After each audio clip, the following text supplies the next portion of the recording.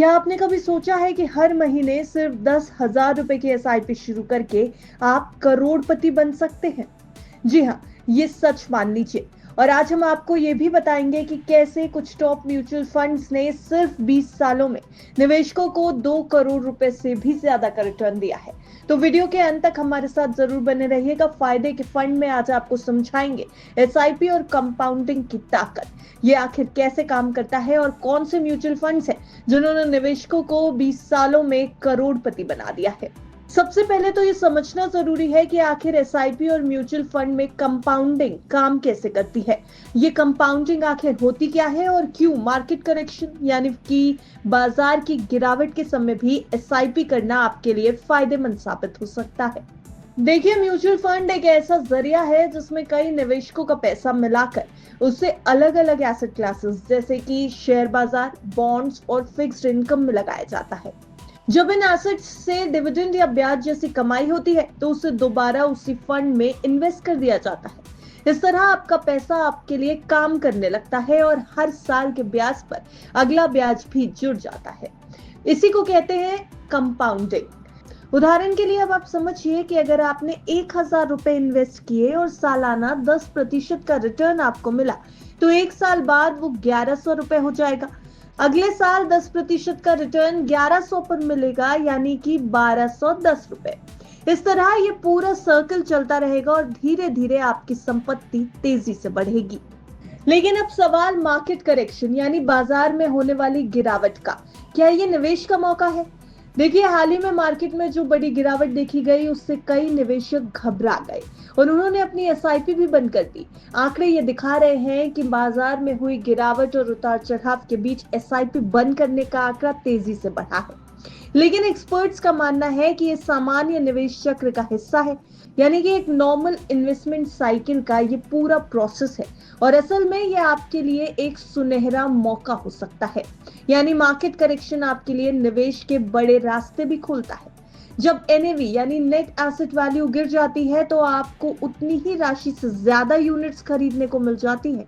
यानी अब आप कम कीमत में ज्यादा शेयर्स खरीद पाएंगे, ज्यादा हिस्सा खरीद पाएंगे, ज्यादा एसआईपी ले पाएंगे और लॉन्ग टर्म में आपको बड़ा मुनाफा होगा।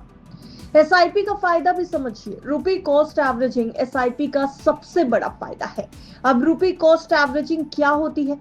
इसका मतलब है कि आप हर महीने एक फिक्स्ड इनकम इन्वेस्ट करते हैं जिससे कभी ज्यादा यूनिट मिलती है तो कभी कम, और इससे आपकी औसत खरीद की कीमत कम हो जाती है। लॉन्ग टर्म में ये रणनीति बेहतरीन साबित होती है। तो हमने आपको एसआईपी और कंपाउंडिंग का मतलब और उससे होने वाले फायदे तो समझा दिए, लेकिन अब एक नजर और डालिए उन 10 टॉप म्यूचुअल फंड्स पर जिन्होंने 10,000 रुपए की मंथली एसआईपी को बीते 20 सालों में करोड़ों में बदल दिया है। सबसे पहले नाम आता है निप्पॉन इंडिया फार्मा फंड का। इसने एसआईपी वैल्यू पिछले 20 साल में बढ़ा करके 2,13,44,692 रुपए कर दी है। ये आंकड़े हम आपको मार्च 28 तक की डेट के बता रहे हैं कि वहां तक का रिकॉर्ड इन फंड्स ने कितना रिटर्न दिया है, हम आपको इन आंकड़ों के जरिए बताएंगे। आईसीआईसीआई प्रूडेंशियल टेक फंड पे आएंगे तो 1,93,87,554 रुपए का रिटर्न पिछले 20 साल की एसआईपी पे इसने दिया। अब आइए ICICI prudential value discovery fund पर। इसकी एसआईपी वैल्यू पिछले 20 साल में 1,90,18,748 रुपए हो गई है। अब आइए Canara Robeco emerging equity fund पर। इसकी वैल्यू भी 1,85,00,000 से ज्यादा हो गई है। बीते 20 साल में निप्पॉन इंडिया ग्रोथ फंड की एसआईपी वैल्यू 1,71,00,000 से ज्यादा हो गई है। सुंदरम मिड कैप फंड ने 1,69,00,000 से ज्यादा की वैल्यू पिछले 20 साल में बनाई है। कोटक स्मॉल कैप फंड की बात करेंगे तो इसकी 20 साल में पिछले एसआईपी वैल्यू 1,69,000 से ज्यादा रही है। फ्रैंकलिन इंडिया प्राइमा फंड भी इस लिस्ट में शामिल है जिसने पिछले 20 साल में अपनी एसआईपी वैल्यू को 1,62,58,000 से पार कर दिया है। एचएसबीसी मिड कैप फंड की बात करें तो इसकी वैल्यू 1,62,53,000 से ज्यादा हो गई है।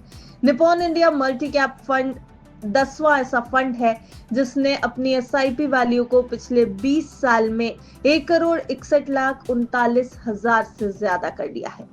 इस चार्ट को देखकर आपको ये तो समझ आ जाएगा कि अगर आपने अप्रैल 2005 में किसी एक फंड में सिर्फ 10,000 रुपए की मंथली एसआईपी की होती, तो आज यानी मार्च 2025 तक आपका निवेश 2 करोड़ से भी ज्यादा हो सकता था। और अगर आपने हर साल एसआईपी की राशि को बढ़ाया होता, यानी कि स्टेप अप एसआईपी को अपनाया होता, तो रिटर्न और भी ज्यादा हो सकते थे। हालांकि म्यूचुअल फंड में निवेश मार्केट से जुड़ा होता है, इसलिए इसमें काफी रिस्क भी होते हैं। साथ ही फंड मैनेजमेंट फीस और एक्सपेंस रेशियो जैसी चीजें आपके रिटर्न को थोड़ा प्रभावित भी कर सकती है।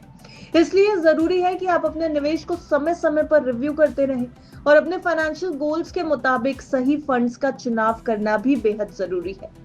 तो क्या आपने एसआईपी शुरू कर दी है? अगर नहीं, तो अब से बेहतर समय और कोई नहीं होगा। चाहे बाजार ऊपर जाए या नीचे, एक अनुशासित निवेश आपको भविष्य में आर्थिक स्वतंत्रता, फाइनेंशियल इंडिपेंडेंस जरूर देगा।